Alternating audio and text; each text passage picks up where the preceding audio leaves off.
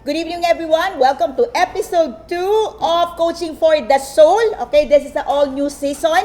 Welcome back. I'm coming in live, very live here at Decaf Coffee Republic, the home of certified life coaches, your coaching hub. So, Coaching for the Soul is our weekly conversation happening every Thursday. I'm going live at 7:30, but you can join me on floor at 7 o'clock. So, Coaching for the Soul is our weekly conversation focused on discovering yourself in the process of you becoming God's design life. Okay, so you in the process of becoming the person living a God designed life. Many times we go through life forgetting that who we are in the eyes of God. Many times we go through life forgetting our purpose, our calling. Many times we go through life and a lot of uncertainties, a lot of unexpected things would happen to us and we forget truly who we are. So every Thursday, I'm coming in live and I want to talk about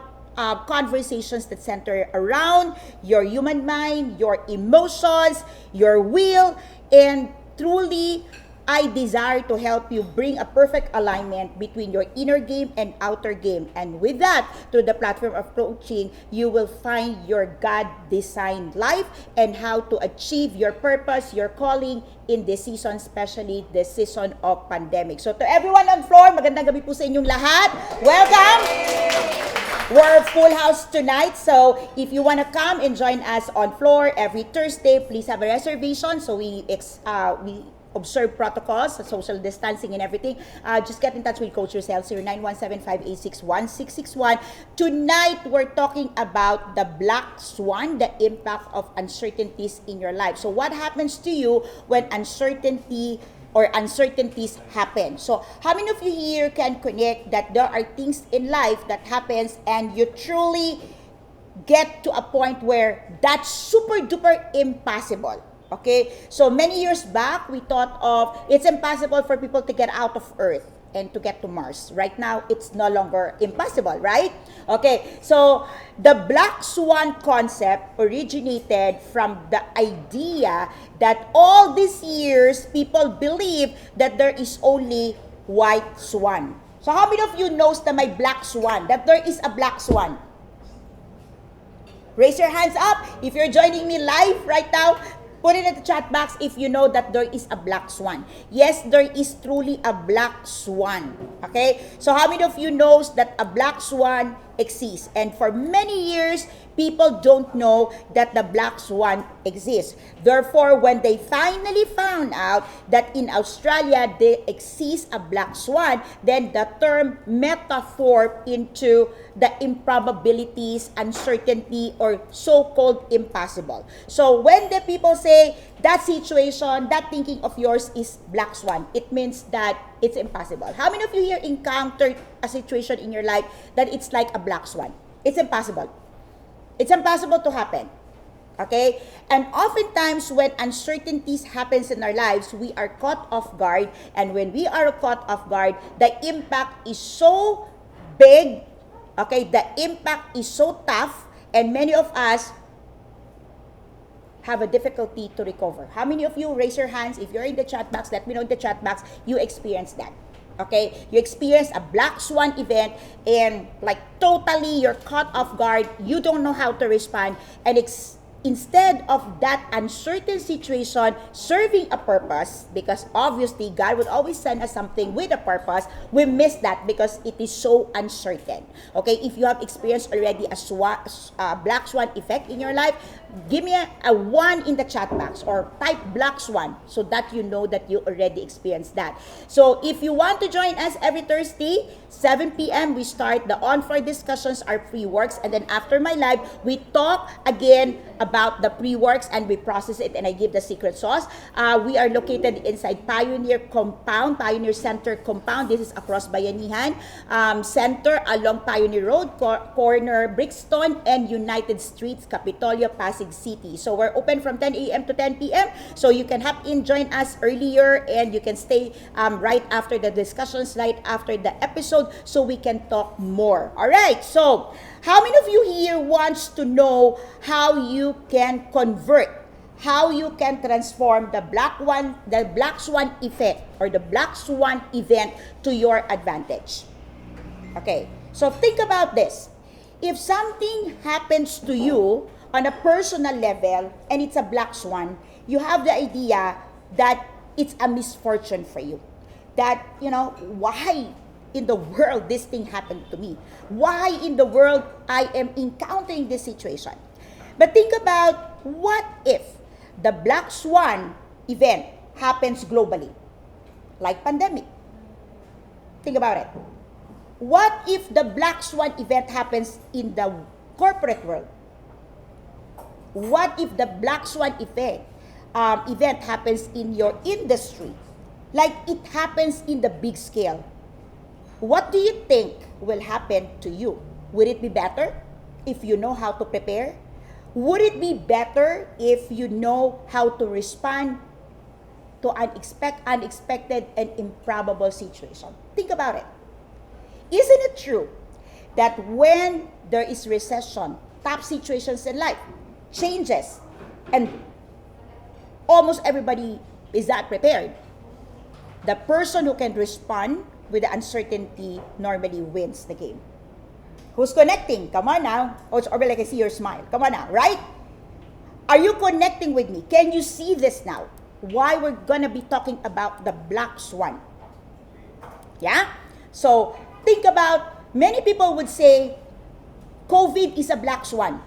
But how many of you also heard that people refute and say, no, it's not a black swan, because there are industries, there are thought leaders, and there are people who are prepared. So it's not a black swan.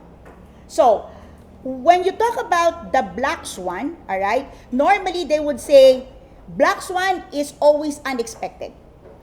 And here's the thing, they dramatically change the world. By the way, okay, the black swan is a book. Okay, there's a book, the Black Swan book. Okay, and you can read it. But in summary, okay, this is written by Nassim Nicholas Taleb. Okay, in principle, he talks about the black swan as unexpected and dramatically changed globally. Okay, and oftentimes people are not prepared for that.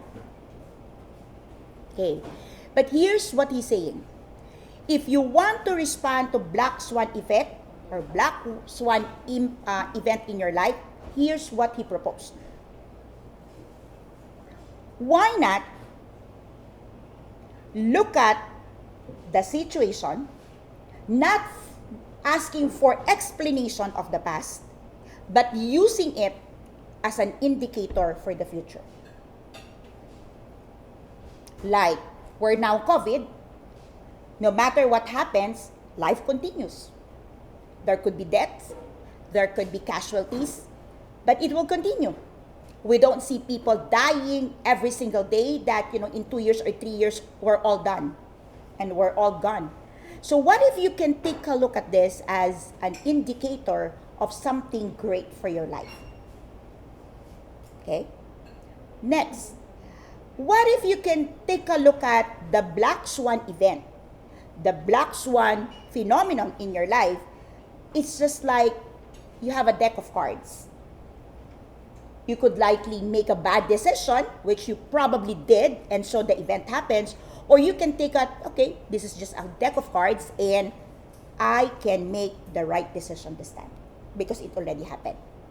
And now you have the opportunity to turn or flip the situation upside down because you have the mental capacity to focus on the present and see how you can turn around it and use it for the future.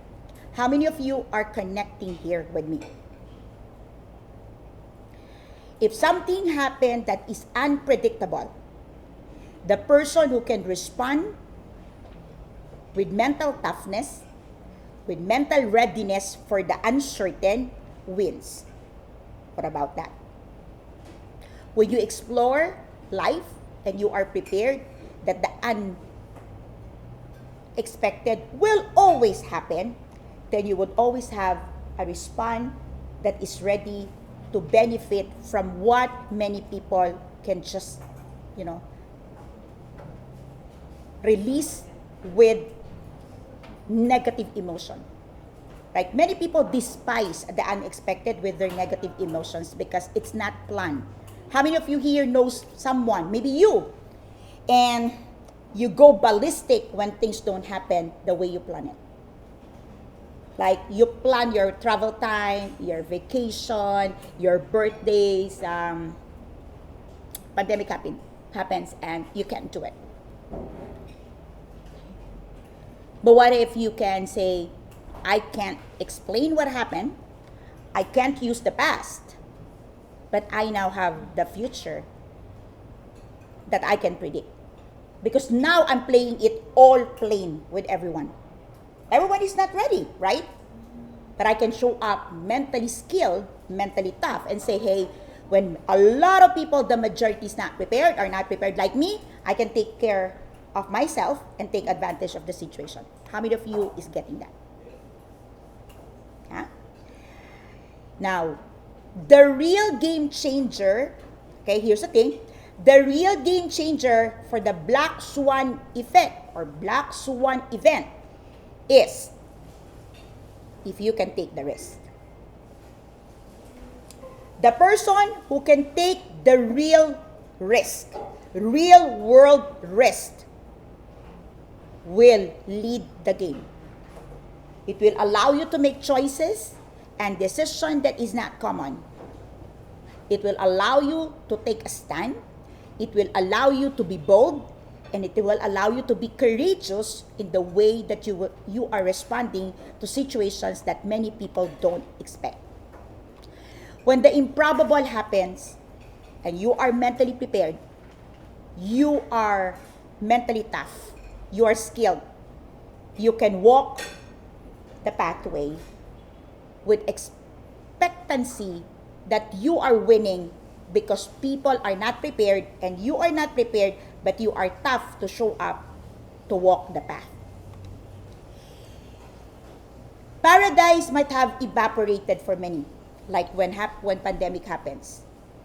But when you are showing up, even when the Black Swan event happens, you can say, I can create the next paradise. I can create the next paradise not only for myself, but for other people. Think about it. Next, how many of you here, when it happens in DCAP, when all the businesses were shutting down and closing because of the quarantine, we did it in DCAP. We didn't close shop. We didn't. Never, by the way. Yeah. Okay, we didn't close shop. It's now over a year after the pandemic. We have not closed shop, and we experienced the starry night when everyone is closed. When it was so dark, we were open and we're the only light. So let me ask you now, how many people in your space? Maybe you're on a front line. You are a frontliner. Maybe your family is devastated because you have a loss.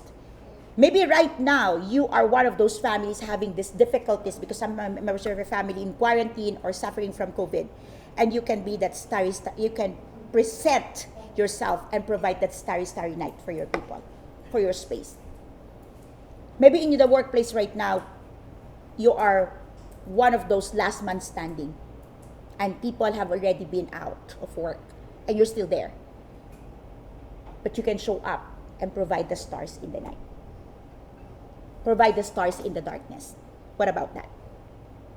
Maybe you are looking at the situations right now and you're saying, can I make a difference? Well, maybe you never made a difference in your life, but right now, it's your time to shine and make a difference. Okay, special mention to Coach Orville. He's on floor, by the way. Okay? Now, oftentimes, people don't understand probabilities and improbabilities because people despise uncertainties. People wants to be in control. People wants to know what's happening next.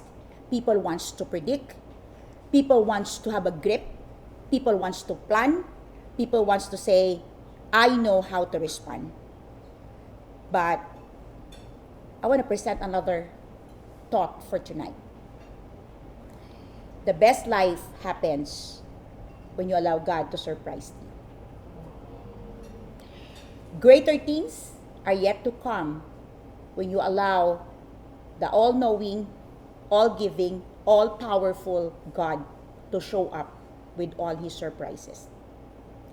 It may not be the way you expected it, but He who created us is totally in control.